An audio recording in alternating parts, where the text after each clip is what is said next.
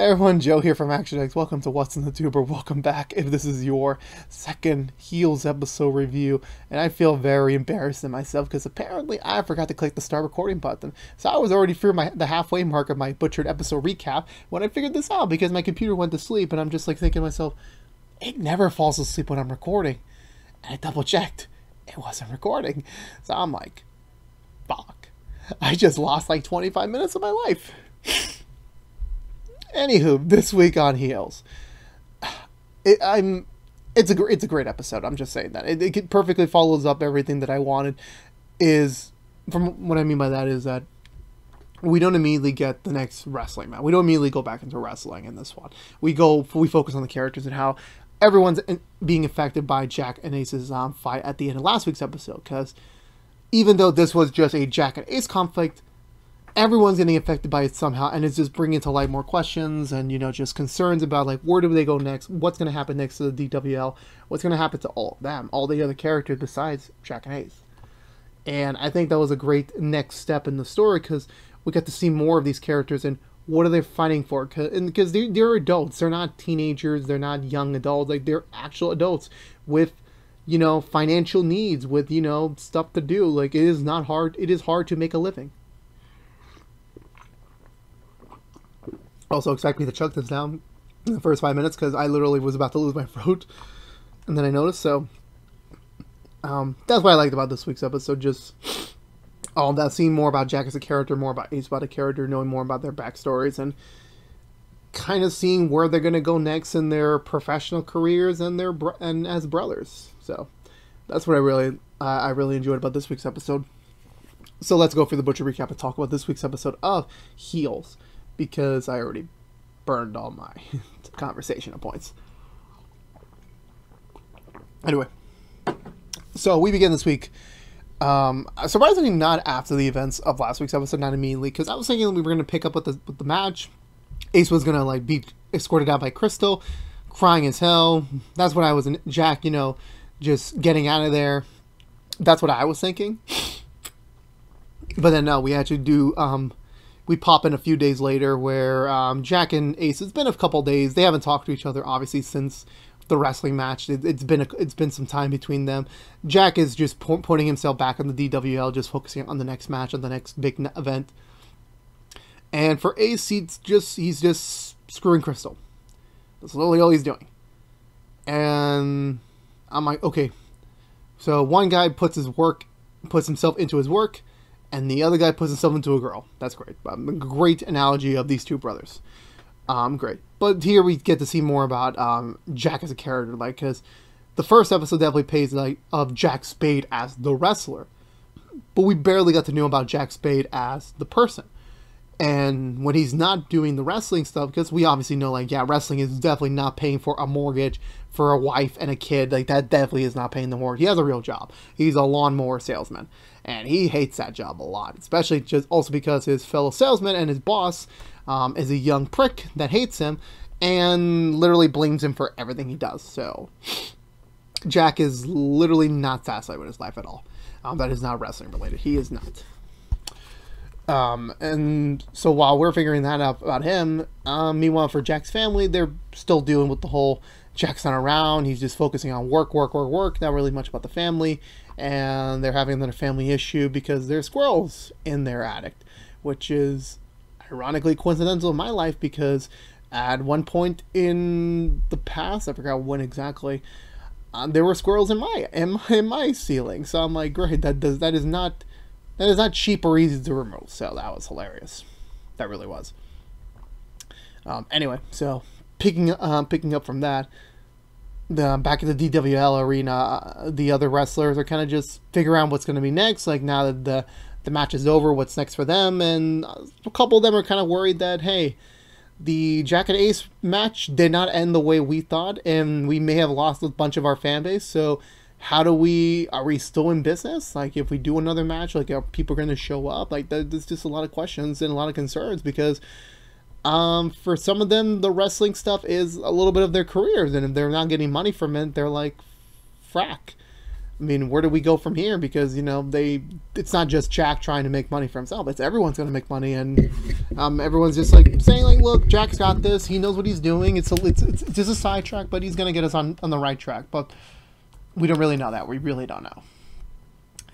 As for Ace is still just waiting for the call from the big guy from the big leagues. The guy from last week, he's just waiting for the call just to say, like, okay, we're moving on to the next step. That's where we're going to go to. He's been leaving tons of voicemails when he's not having sex with Crystal. And even though that entire scenario was funny. And also, apparently, you make a casserole out of 2 cans of food. And I'm just thinking to myself, ew, this is why I don't do casserole. This is exactly why here.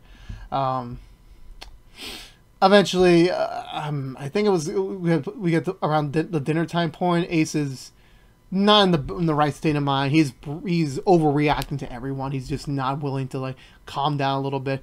Even when he wants Crystal to stay over for dinner, his mom is like, "Nope, I don't like this girl. She's just a temp girl. Don't worry about her. She's gonna be out of your life eventually." Crystal leaves, not as a response to that. She just knows like I gotta wake up early for work tomorrow, so don't worry about me. But in reality, when she heads outside, the mom heads out and is like, look, I think it's better you just leave him alone because you're not really concerned about him. I mean, well, we know she is concerned about him, but right now she just thinks that it's best that she just be's there for what he needs her to be there for, but not really to ask about, like, is everything all right? Are you okay? That sort of mindset. But I could just tell from this interaction that she does not like him like her at all, and she definitely just wishes she would just go away. And that sort of speak. Also, we get a little bit of context that another reason why Crystal really wants to like move up the stage of the ladder of her own career is because she's taking care of her 2 brothers. But we'll get more about that context in a second. But back around the time Jack's about to go home, Willie, his business partner, heads over to the local diner to meet this the promoter who's been doing all those like anti-DWL promos on YouTube. He's in town apparently because he wants to buy the DWL arena because he wants to expand into Georgia. He wants to have a base there to host match and everything. And he argues that y'all's career is going downhill. You got bills to pay. You got money. You got no money. This is your bailout. If you don't take this deal, you will go into foreclosure and you will get nothing. So you should take this deal while you can. Wooly argues that you're only doing this because you're afraid. You know we're a threat to you. You know we're going to win in the end.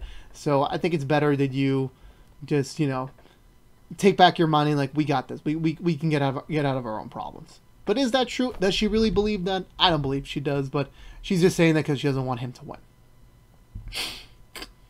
Jack gets back home, but again, he's mostly focused on DWL stuff. He's not focused on his house. He's not focusing on his wife or his kid. He's just focusing on the show. And then when Willie gives him the call that, hey, we just got an offer for the arena from this dude, he is, of course, overreacting because like he hates the dude and he just wants to punch his face. And like, there's absolutely no way I'm going to accept his money. But once his pride went away and he starts thinking logistically, like, yeah, there is a long road to go and a long risky strategy if we could pay off our debts. But in reality right now, there is no surefire way we're going to get to that point. So he's not just thinking about it, because that's the thing about Jack that I'm curious about, because he has 2 sides to himself. He is a realistic person. He knows what's right and wrong, but at the same time, he's mostly focusing on, sustaining his dad's legacy and his business and making sure that's still around in Duffy, as well as that it's going to be progressing to the next level of making more money. But at this current margin, even Jack's starting to doubt himself, because right now with him and Ace, who knows what's going to happen next to this margin. And he's not ready. He doesn't want to talk to Ace because he doesn't want to admit he's wrong, or he just doesn't want to have that conversation. So he's kind of at this crossroad here. Later that night, Ace does finally get a call back from the dude, and of course, obviously, he's telling him, hey, I'm sorry, but the big dogs, they pulled their offer for you. They were not impressed at all with your performance at the last match. Even though it was out of your control, you are technically supposed to stay in character. The crime bit did not help you out at all. So all I can recommend you do is just maybe go against the DWS, start building yourself up on your own, and maybe down the line we could reconsider, but right now there just is there's no offer there. And that obviously, tears Ace apart because he doesn't want to stay in Duffy anymore. He wants to get the hell out. He hates Jack. He hates his life there. He wants to go and get the hell out. But at this margin, it's not going to happen. So he starts drinking heavily. Also that night, while Jack is heading to bed, and his wife just wants to talk to him. It's a husband and wife thing. Like, how are you doing? How's it going? Are you okay? That sort of thing. And for Jack, he doesn't want to talk about it because he's too much of a bravado man, and he's got that certain mindset that, like, I don't want to talk about my problems. I don't. I know what I did wrong, but I don't want anyone to tell me I did wrong because I don't want to have that conversation. And even coming from his own wife, he doesn't want to have that conversation with her. And she's, getting a little fed up by it because all Jack is focusing on is the DWL. He's not even paying it, like, taking their marriage aside. He's not even focusing on his own son. And that's hurting everyone. That's hurting his family life. But Jack just wants to kind of do things his way and not, talk about it. But she gets enough with it and decides, I'm going to sleep on the couch tonight. Don't worry. It's more comfier there because, again, another point is that Jack is putting more of the league over his family, is that when they need a new mattress, he used the money for something for the arena. So she's kind of getting a little bit fed up about it, which is not surprising whatsoever. A little bit later on, they get Jack and Ace's mom gets the news that Big Jim's girlfriend's going into labor, so the baby's coming. She tries to tell Ace about the good news so they can head over to the hospital. But however, when she goes in to check on him, Ace is already gone. The window's open, and she decides to call in Jack and Crystal to kind of go help out to find him, which obviously he's just wandering around Duffy, drinking that big ass bottle of liquor, and he's just wandering. He doesn't really have a purpose right now. He's just like beyond a point of sober. He's beyond a point of being drunk, that he's just wandering and trying to figure out what happens to him next. Jack just figures that, he's probably hiding out somewhere. He's probably drinking away at this special secret hiding spot they used to go to when they were kids. So he decides to head over there. Crystal comes along, and even though Jack doesn't want her to come along, she just says, I don't want to stay with your mom. She hates me. And he's like, point proven. Yeah, let's go. So they head off towards the place. It's a very quiet ride there because he doesn't want to talk to her. She doesn't know how to talk to him. Eventually, they do sort of get a little bit acquainted, like a tiny bit, like a tiny fraction, mostly about the place that they're checking up on, which is when Jack and Ace's mom and dad were fighting back in the day, and when it got really bad, Jack would take Ace away to this secret hiding spot that they would sleep over, kind of like just stay away from them and just, kind of hide out there until things kind of settled over. So that was his best bet to where he was. But where he actually is at a bar. Not surprising that one of the wrestlers there, the one who was specifically venting about that things might be going downhill for the DWL. He works there as I forgot what his job was there. But he's there, and he's a little bit happy that, Ace is there, out of his house, finally out in public again, but he's hella drunk. And he just wants him to go home and sleep it off, but Ace doesn't want to. He wants to stay here, sing some songs, and kind of, just forget about things. He really can't stop him because, like, Ace is kind of like a fucking big dude, but there's nothing that could be done in this moment, to be honest with you. But meanwhile, Jack and Crystal do check out the place. He's not there, obviously, of course, so they decide to try and figure out where else his next bet would be, and they figure he's probably at a bar somewhere, which he is. He wants to do karaoke, but, he's very drunk, and so he's not handling it the right approach. So eventually he does get his way when his drunk talking gets a little bit too loud for the guy's attention, so he does go up. He gets spotted by one of his old high school classmates who used to pick on him, even though technically Ace whooped his ass at some point in freshman year. Well, when Ace was a freshman and this guy was a senior. So even with that, Ace cannot stay as long as to be stable, because even when he was singing the song, he starts breaking down again, and everyone's like, "Boo! Get off the stage, man! You already embarrassed yourself one time a week." Thankfully, Crystal and Jack showed up in the nick of time. They're slowly approaching Ace to kind of take him back, but the situation is escalating between Ace and this dude. They eventually exchange fists. They start fighting. It becomes an all-out bar brawl between Jack, Ace, Crystal, and everyone, literally everyone else in the bar, which is kind of funny because like this was the first time they actually teamed up, and just seeing that this was a different type of like fight style, because again, I've watched Arrow for the better part of 8 years, 8 seasons worth, and just seeing them team up, and just seeing like Jack, Stephen Amell's character, is brawling. He can hold his own, but he's not perfect. He's not being able to like hold his own in a fight because it's multiple people. He's not a superhero. Wink. But even though they have some badass moments there, they get kicked out of the bar. The other wrestlers pissed off because like, this is my job. This is my real security function here. You're ruining it. And Jack is like, don't worry about it. We'll pay for everything. Don't worry. It's going to be good. The dickbag, former classmate shows up to kind of talk smack about them again. But however, once he starts talking about their dad, they're about to really mess him up. But then Crystal kind of takes him down with one freaking amazing leg takedown, and I'm just like, damn.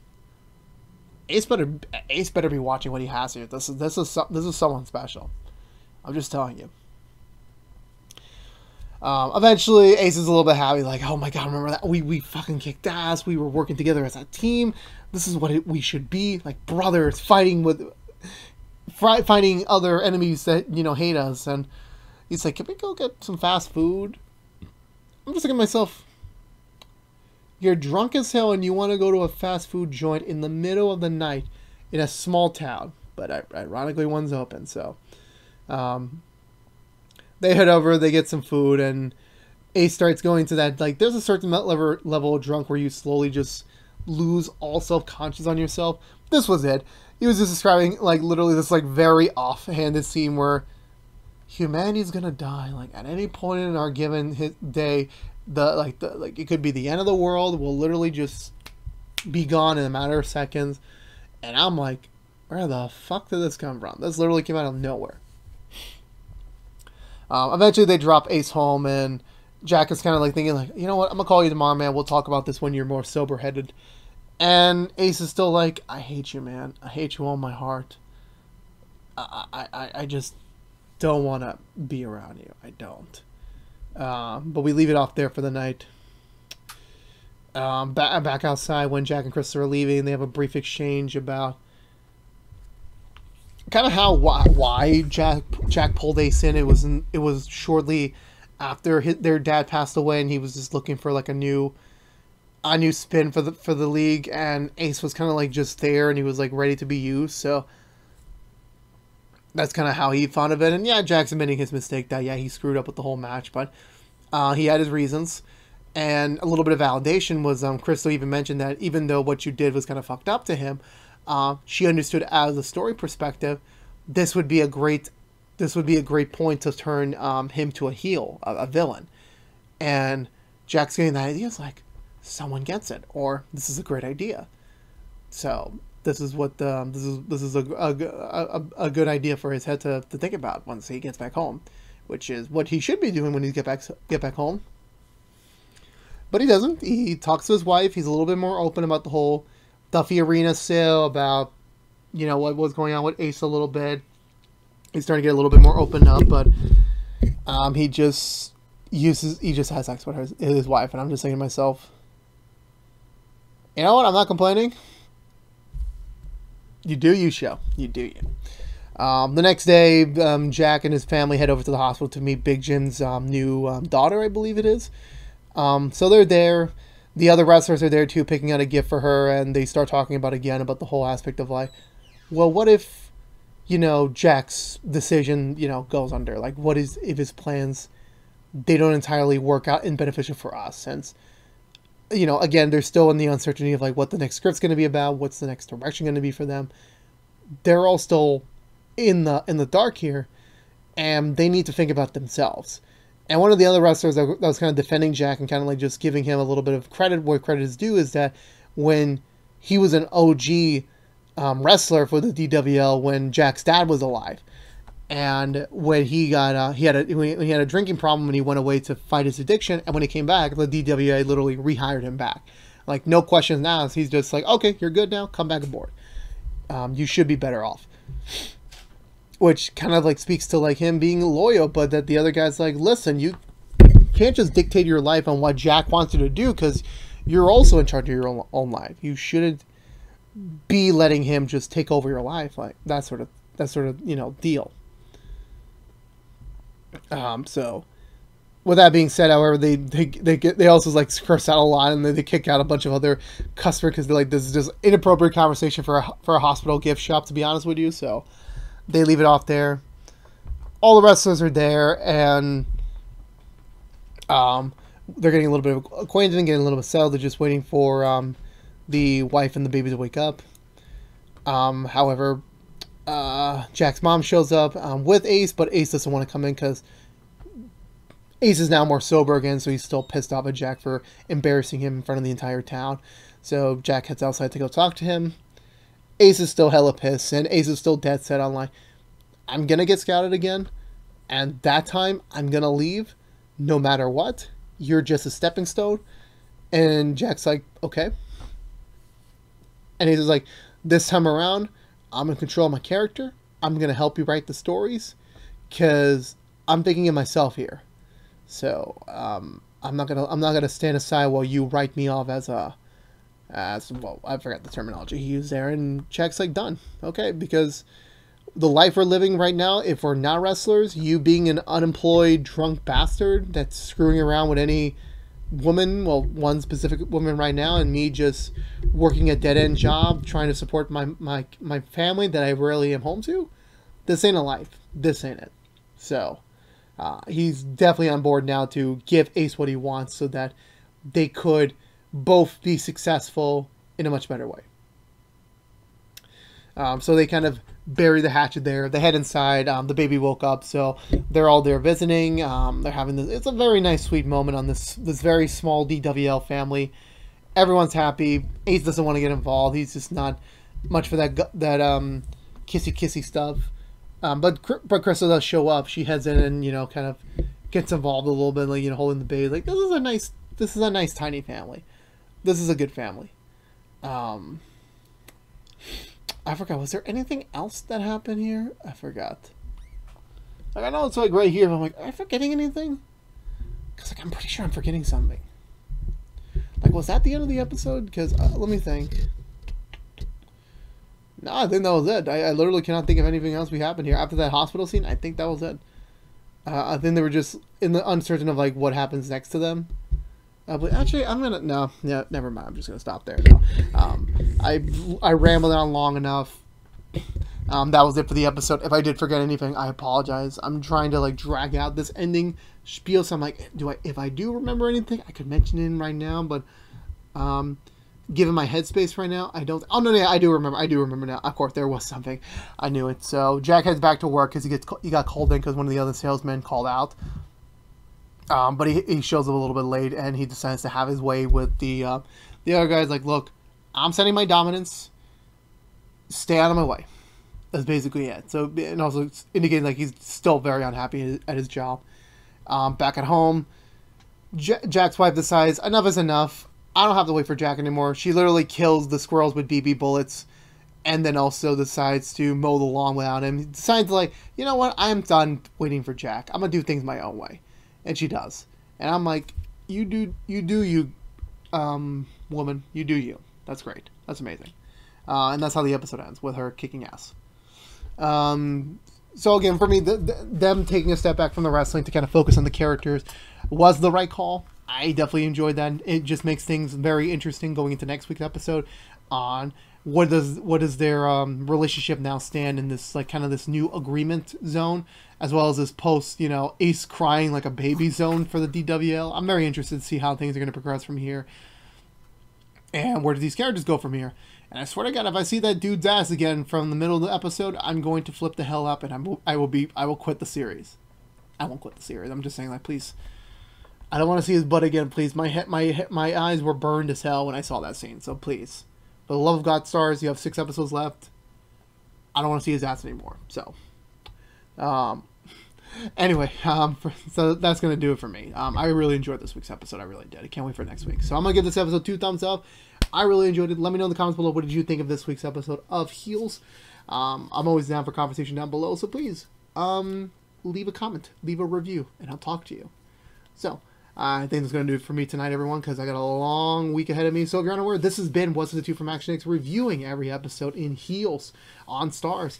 If you want to know what we're doing overall, What's in the Tube besides our Heels episode reviews, we're currently doing DC Stargirl Season 2 episode reviews each and every Wednesday morning after a brand episode on Tuesday nights on the CW, or free the next day on the CW app. We're also doing Walker reviews each and every Friday mornings after a brand new episode on Thursday nights on the CW, or free the next day on the CW app. This week is our finale for Walker, for our coverage for the season. We're going to be doing a Season 2 predictions video, which will be talking about everything that I hope to see in the upcoming second season of Walker, which premieres this October on the CW. So stay tuned there. But if you don't care about Heels, you're in luck. We'll be back next week, Monday, for the next episode review. I can't wait. I'm also very happy that I have Starz, because I did not feel like paying $11 on Hulu. Did not feel like it at all. But again, if you're unaware, this has been What's in the Tube from ActionX. Please subscribe to ActionX on youtube.com/ActionX videos. Like, favorite, share this review if you want to. But it helps us get us out to other members of the... Damn, what was the phrase I used last week? For the other healers out there on the YouTubes. Helps us beat up the YouTube algorithm that hates me ever so much. And as well as sharing us for free here on the internet. Ring that bell for notification when our next episode review is live, which is normally each and every Monday mornings. And please give us a follow or a like on our social media pages, including our brand new Instagram page. But until then, for all you healers, I'll see you all next week for the next episode review. But until then, stay safe out there, be good to each other, and as always, peace out.